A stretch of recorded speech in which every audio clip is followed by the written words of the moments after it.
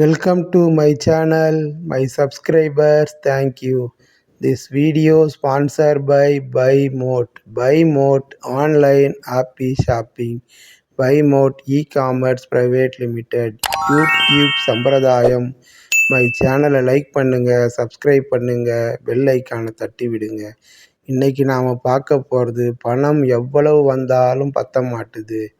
அதை பற்றி பார்ப்போம். பணம் அனைவருக்கும் தேவை. தேவையில்லாதவர்கள் யாருமே இல்லை. பணம் தேவை. வீடு கட்ட, திருமணம் நடத்த, தொழில் செய்ய, படிப்புக்கு, மருத்துவ செலவு அத்தனைக்கும் தேவை. தேவை இல்லாமல் வாழவே முடியாது. தேவை உள்ளவங்க அத்தனை பேரும் ஜோசியராண்ட போவாங்க. போயிட்டு எனக்கு தேவை இருக்குது, என்ன பண்ணுறது, நீங்கள் இந்த கோவிலுக்கு போங்க, இந்த பரிகாரம் பண்ணுங்க அப்படின்னுவார். அந்த ஜோசியருக்கே தேவை இருக்குது. இருந்தாலும் அவர் சொல்லுவார், அவருக்கு இப்போது இதை தேவை உள்ளவங்க செய்யவே கூடாது. ஏன்னா இதனால் இன்னும் அதிகமாக தான் நமக்கு பணம் தேவைப்படும். கடன் ஆகும். அந்த கடனை மறுபடியும் திருப்பி கொடுக்க பணம் தேவைப்படும். அதை விட மனசார வீட்லேயே நம்ம சாமியை நினச்சி வேண்டிக்கலாம். அதை செஞ்சாவே போதும். பணம் வந்ததுக்கப்புறம் நீ சந்தோஷமாக போயிட்டு வா, அது தப்பே கிடையாது. அதே மாதிரி சில வீட்டுங்களில் மாமியாருங்க பார்த்து பார்த்து பார்த்து மருமகளை தேடி கொண்டு வருவாங்க. அந்த மருமகளை அப்படி பார்த்துப்பாங்க.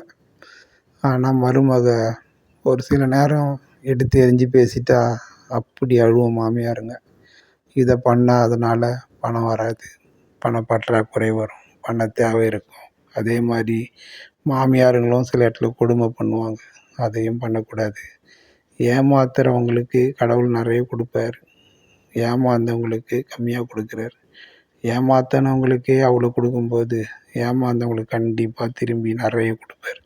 இதெல்லாம் உண்மை. நமக்கு பணம் தேவை பற்றாக்குறை இல்லாமல் இருக்கணும்னா குறைஞ்சபட்சம் அன்னதானம் மட்டும்தான் நமக்கு பண தேவையை சரி பண்ணும், பற்றாக்குறையை சரி பண்ணும்.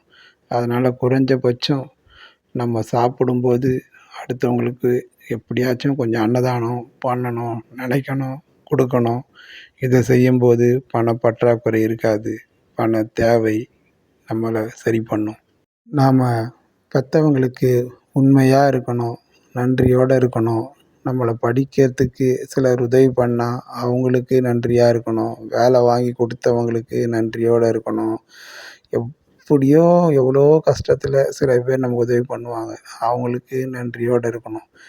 அப்படி நன்றியோடு இருக்கும்போது நமக்கு இந்த பணப்பற்றாக்குறை வராமல் இருக்கும். ஒவ்வொருத்தர் வாழ்க்கையிலையும் 2-3 பேர் கண்டிப்பாக இருப்பாங்க. உங்களுக்கு உதவி பண்ணியிருப்பாங்க. அவங்களுக்கு நன்றி சொல்லியே ஆகணும். அந்த நன்றி சொல்லிட்டீங்கன்னா உங்கள் வாழ்க்கை மாறும்.